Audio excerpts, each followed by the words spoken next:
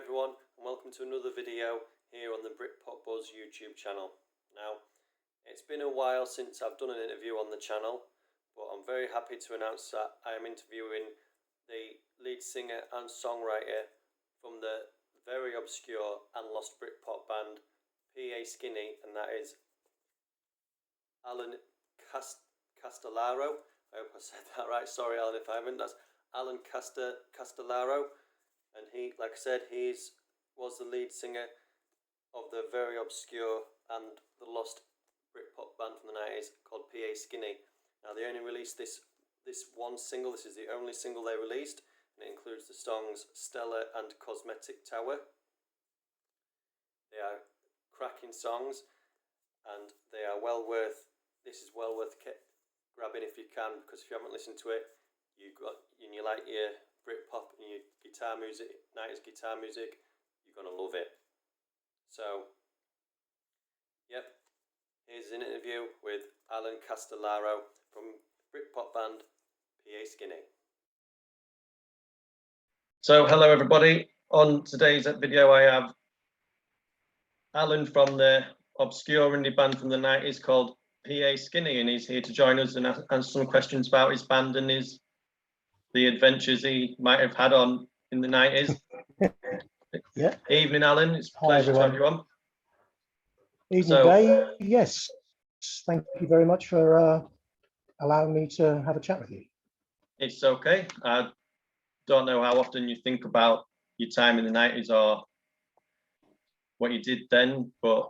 Yeah, quite a lot, really, because although we were one of these bands, so we were kind of part of that whole Britpop scene, I guess, but I mean, we never made it to, get properly signed or anything, but it was fun. It was a really nice time because there was loads of places.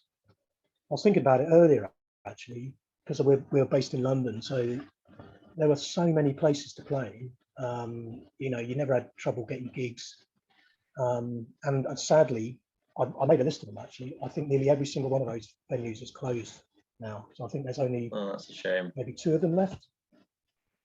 Oh, man. So yeah, it's a real shame because you could play a different venue every night of the week, actually, particularly around Camden. There are lots of places to play around Camden. But sadly, most of them are gone. So were you based in the Camden area then? Is that where the band were based, or? Well, we were. So 2 of us, so me and the bass player, we met when we were at university in Middlesex, and we shared a house together as students. And then we carried on sharing a house with a couple of other people. And so we were based in North London in Hornsey. So it's not very far from Camden. And our drummer came from where I came from originally, out in Oxfordshire. So he used to have to travel up from Oxfordshire to the gigs. But we were based in North London, really, yeah. That's kind of our main base. Yeah. And was there any musical influences in the band? Did you grow up with anything that influenced the band, or? Yeah, oh gosh, yeah, loads. I mean, I got into music at a really early age because my dad was really into music. The biggest influence on us really was two things, really: David Bowie and Iggy Pop and the Stooges. So what we were trying to do, I think, was trying to blend the 2 together. So have that kind of, I don't know, kind of otherworldliness and strangeness of David Bowie, but with the kind of really raw kind of rock and roll of Iggy and the Stooges. So I think those were our 2 main influences, but we were also really into like early new wave stuff and punk, and so our stuff was pretty energetic, particularly live. It was pretty fast, most of it. Oh. I've got a little review here of you. It's funny you should say that about being. I've got a little review from a fanzine that came out in the 90s called All About Dean Friends, and it's about. Oh yes. It's about the one single, and it's funny you should say energetic and that. I'll just read it out to you. It says, PA Skinny Stella, and it says, oh yes, it's great to put something on the turntable that makes you go ooh right from the opening second. This is a terrific pop single, and I'm sure Steve Lamacq did describe it as a cracker, as claimed on the accompanying press release. Both tracks, the B-side is Cosmic Tower, had me leaping around like a mad thing.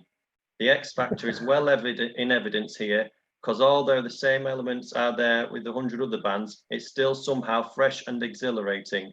If I knew what it was, I could bottle it and make a fortune.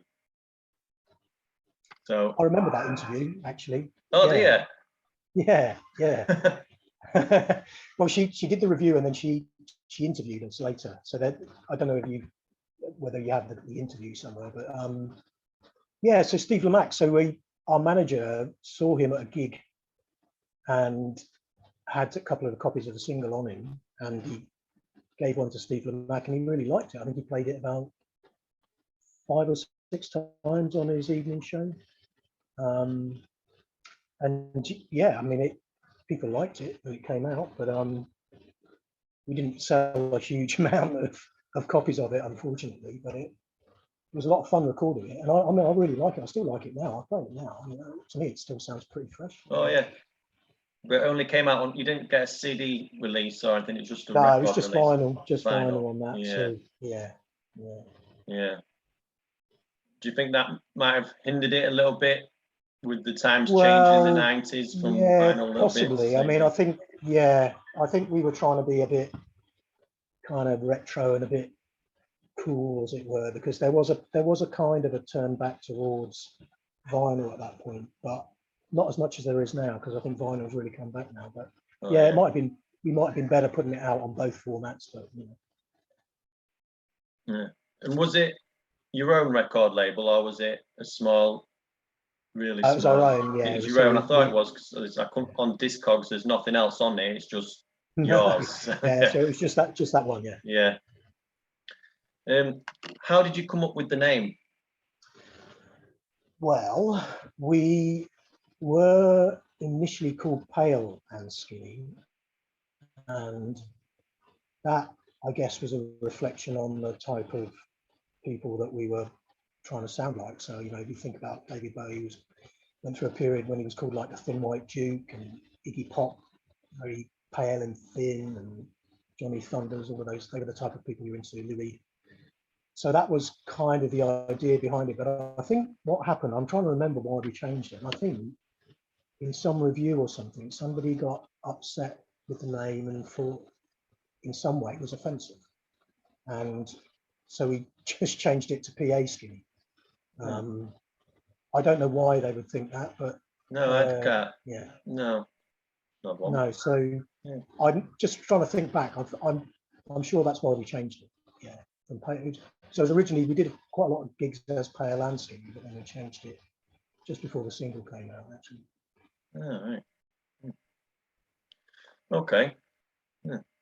So we've already discussed about, you've already said you was playing in the London area, in around Camden and North London. That, did you support any bigger bands, or was you just playing? Did you get to see any other bands while in that time?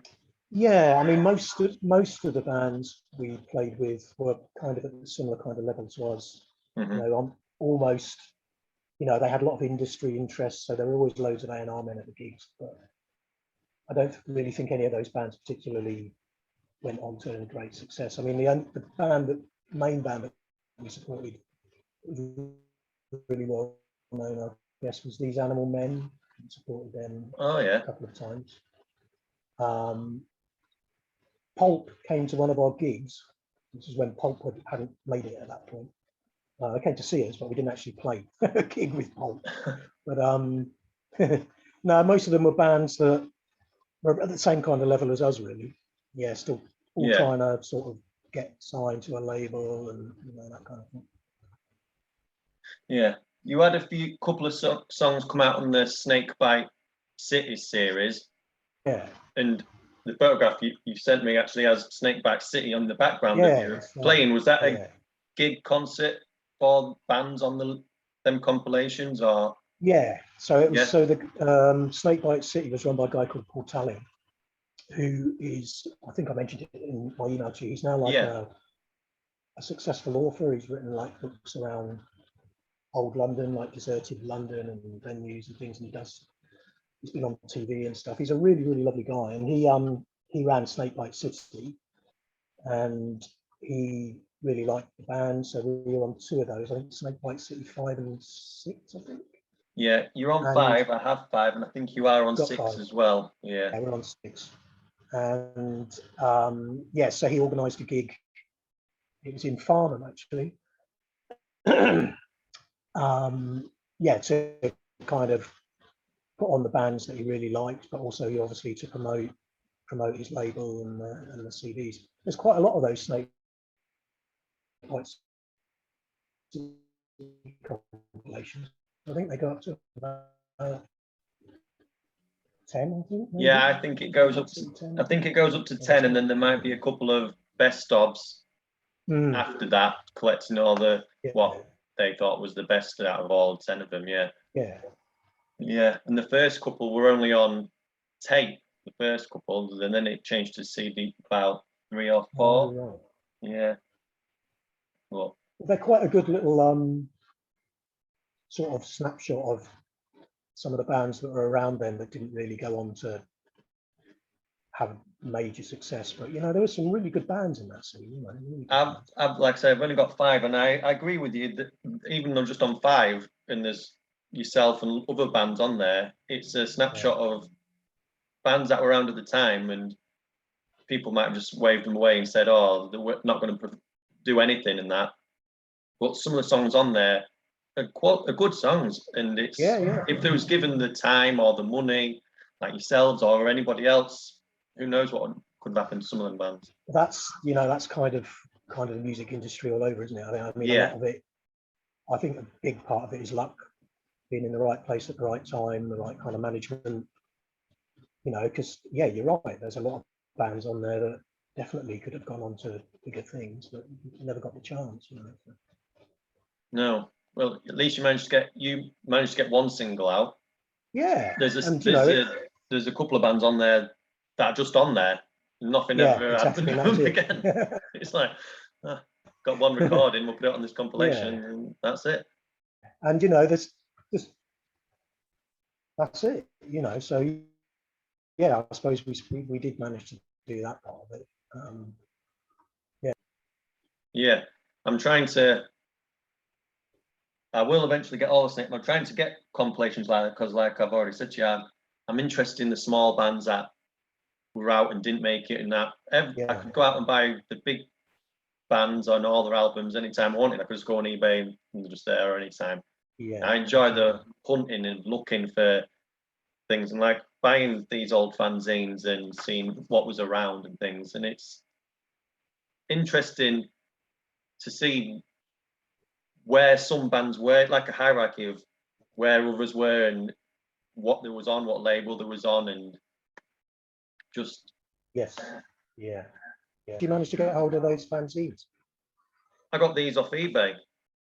Oh, really? Yeah. Funny. I just looked one day and there was the same seller was selling these. These are from, well, these are both 2 issues of the All About These. I've already read one of them to you. One of them, there's another, I'm going to read you another one in a second that's got a review of a demo that you sent in. And I've got a couple of others of other bands, but I just have it saved on eBay as an eBay save, and if any rarely pops up, it just comes up. So that was really interesting with fans. There were a lot of fanzines around at that time, and there definitely was a real scene, particularly around North London and Camden. It was really exciting at the time, but it didn't last very long. And then those bands that were going to kind of go on and make it went on and made it, and then the rest of it just kind of fizzled out, which was a shame. But it was for a few years. It was really, really exciting, actually. Yeah. So was you together? Actually, I'll leave the question I'm going to ask you now. I'm just going to read you the review of the demo that you got sent into the same fanzine and see what you say. Now this is PA Skinny Out. This is it's a few months later. And it's a review of the demo Aircraft / Chill Out. Oh, yeah. I loved their debut single, Stellar, and was therefore just too excited when the new tape arrived. Don't get me wrong, the songs are good. It's just that none of them match the adrenaline rush of Stella. So they liked the single. You said the demo got sent in and then turned them off a little bit. Yeah. Well, I don't know. I think Aircraft wasn't a brilliant song, but Chill Out was really good. And that's actually on Snakebite 6, I think. So Yeah. that's on one of the Snakebite ones. So it's on Snakebite 6. And I'm really pleased with that song. I mean, you know, to me now that's still a good song, but Aircraft was a bit disposable, I suppose. And it didn't have the kind of, I guess Stella was quite catchy right from the start, and those two songs maybe weren't quite as catchy or poppy maybe. But you know, you got to take the bad reviews sometimes as well as the good ones. That's it. Yeah, you've got. Was there ever any intention of releasing another single after Stella then, or was? Well, we were hoping. So we had so there was a label that was kind of following us around for a while called Rhythm Key, and a kind of an offshoot of Warner Brothers. And it's just one of those things where it, you know, really looked like they were kind of stopped quite suddenly, and then it didn't happen. And we had plans to put out an EP, but you know, nothing. It just completely fizzled out at that point. So we were hoping to do some more, put some more stuff out. And yeah, we probably would have done it on CD this time. If we'd have done another one, it'd probably be CD. That's something. I think if the EP had to come out, then I think you'd have got a bit more wider recognition, because Stella is a great single and it's worth. Do you class yourself as a? I know this is a bit controversial because a lot of bands don't disown themselves from it a little bit or shy away from it. Do you class yourself as a Britpop band at the time or an indie band? Was you in? Yeah, that's an interesting point. I mean, we weren't trying to be like the other bands that were on the scene, and I think there were a lot of other bands that were all trying to do the same thing, you know, like bands do, trying to get signed. But yeah, I think we had quite an original sound, and we didn't really change it at all to fit into the scene. We were just doing it anyway, but we seemed to also at the same time fit in with what was going on at the time, you know. But we didn't consciously change anything or start writing songs in a way that would fit in with it, as it were. all right, cool. Did you have any favorite bands at the time that you was listening to in that time period? Did you? Yes, yeah, I did actually. So I really loved These Animal Men, and I still really like them actually. I just loved everything about them. I thought their image was amazing. They were absolutely brilliant live. There's some really good songs. And you know, I really liked Suede. Dogman Star, I think, is a genius album. I have to agree with you there. Oasis. First album was good. First album was okay, I guess, you know, with the kind of rawness of it. Blur, pretty good. Pulp, I don't know if Pulp were really Britpop, I suppose they were, but I really like Pulp. But the band that I really, I find myself, are you aware of them? So I didn't quite catch that, Alan. What did you say? Kinky Machine. Oh yeah, Kinky Machine. I do know Kinky Machine. I have a couple of their singles up on my shelf here. I can't grab them out now, but yeah, I've definitely got a couple of their singles. It's Lee's band before Rialto. That's right. Yeah. So yeah. They had an album called, I think it's called Bent. It's stunning. I mean, I listen to it now, and he is such a brilliant songwriter, that guy. And I saw them live a few times, and they were really, really good live. And I think it's one of those albums where I put it on now, and it doesn't sound dated. The songwriting is so good, and it's very well produced. I don't know who the producer was, but so out of all of those bands, even the big bands, I think they're the one at the moment that I still listen to, actually. Kinky Machine, yeah. I Yeah. do like Kinky Machine. Like I said, I've got a couple of singles, and the album is on my list of albums to pick up. Yeah, it's very good, that album. Yeah. Now, I do rate the Rialto album as one of my favourite albums from later on in the 90s. And Yeah. I do have a controversial comment that I have said a few times on Twitter, that I think the debut album by Rialto is better than Pulp's This Is Hardcore album that came out in the same year. Well, you know what? I wouldn't disagree with you. I think is it Louis? Or Yeah, I think it's Louis. I said Lee, Lee, what's but his I name? think The it's guy, Louis, yeah. who's the singer? Louis, yeah, Louis. He's a very, very good songwriter. He is, and I had.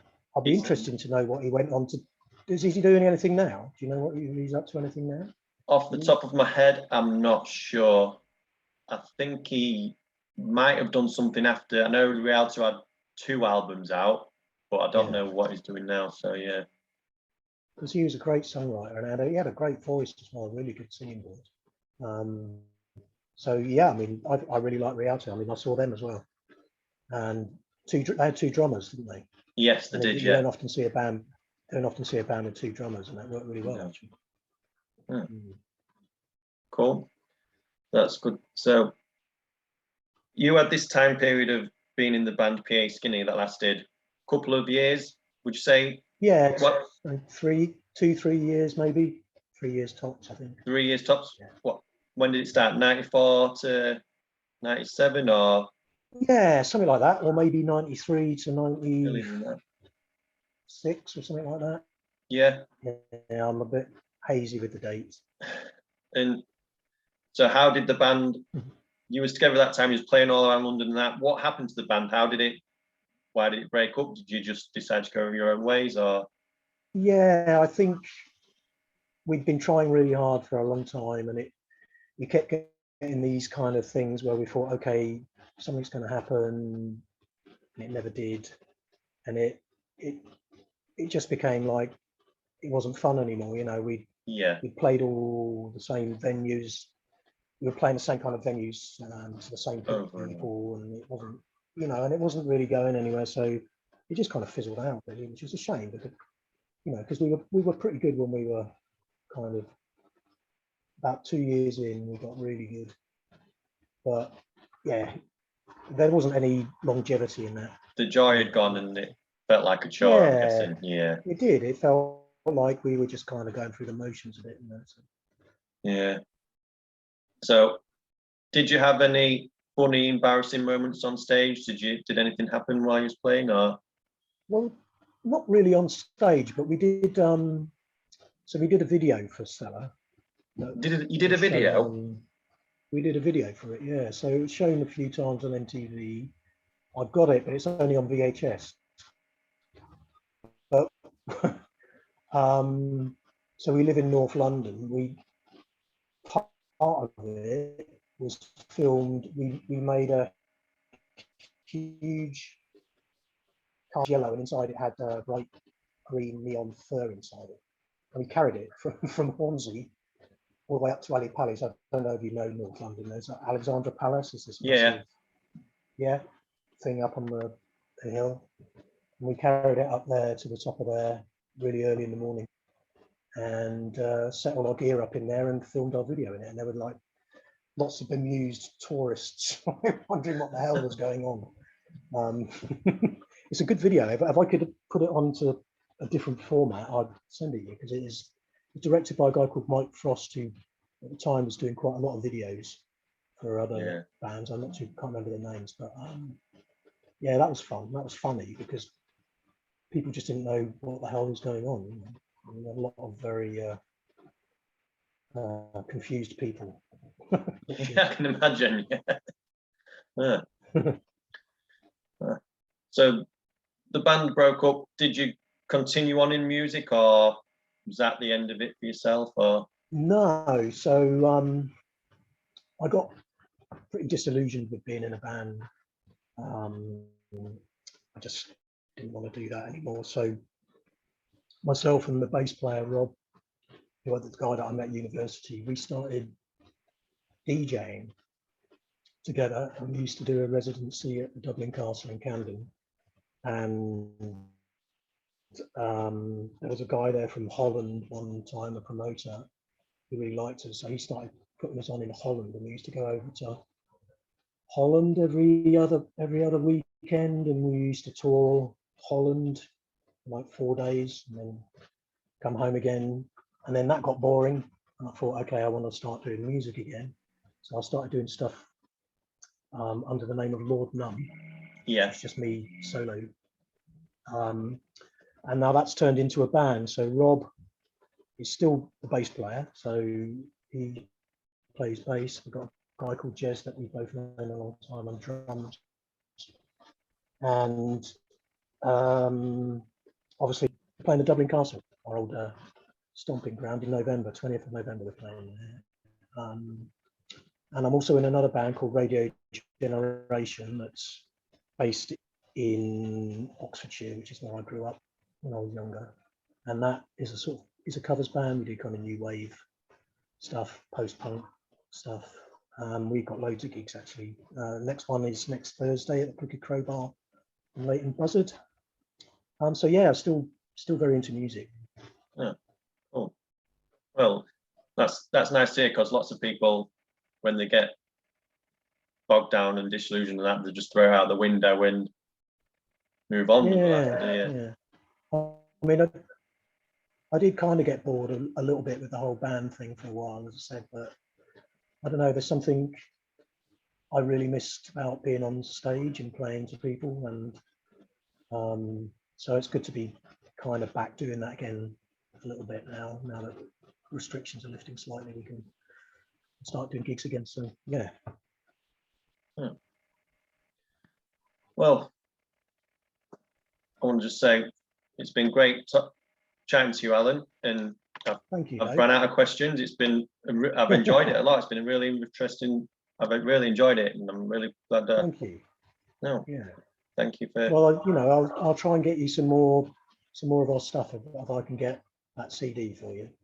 I'll send you some stuff from there and see if I can get that video on another format, because it's a really good video actually. Oh. But thank you for inviting me on. No, it's not a problem at all. It's okay. If you do find them and anything else, would you be okay if I was to upload the video onto YouTube itself for other people to enjoy that, or any of the songs or anything? Is that okay? Of course you can. Yeah. Of course you can. Oh, yeah. wonderful. I mean, they're just sitting there not being looked at or listened to. So yeah, of course you can. Yeah. Oh, well, thank you, Alan. I really appreciate that. So yeah. Oh, thank you again, Alan, and I wish you all the best in your bands. And if you're ever up near Scunthorpe or anything, just give me a shout. I will. Say hello. Don't worry about it. I will. I'll pop in and say hello. We go for a beer or something. I'd love to. Yeah. Well. All right, Dave. Well, thank you again. No worries. All the best. Cheers. Bye. Bye. So I hope you stuck around to the end of the video, and I hope you enjoyed that interview. I just want to say thank you to Alan for agreeing to do this interview. I really enjoyed it, and I hope someday that I might be able to meet you in the flesh, but we'll see if that happens. And like I said, I really enjoyed this video. I hope everyone who's watched it enjoyed it, and trust me, I'm trying to get some more interviews coming up in the future on the channel. Like I said before, if you want to check out their some music, PA Skinny, they have this one single out. It is available on Discogs. It's not that expensive, so go check it out. Also, if you have ever heard of the Snakebite City series, they have a couple of songs on, I think, volumes 5 and 6 of that. So they're on eBay. Go and check them out. So once again, thank you for doing this interview, Alan, and thank you to everybody who watched to the very end. See you next time. All the best, everyone. Bye-bye.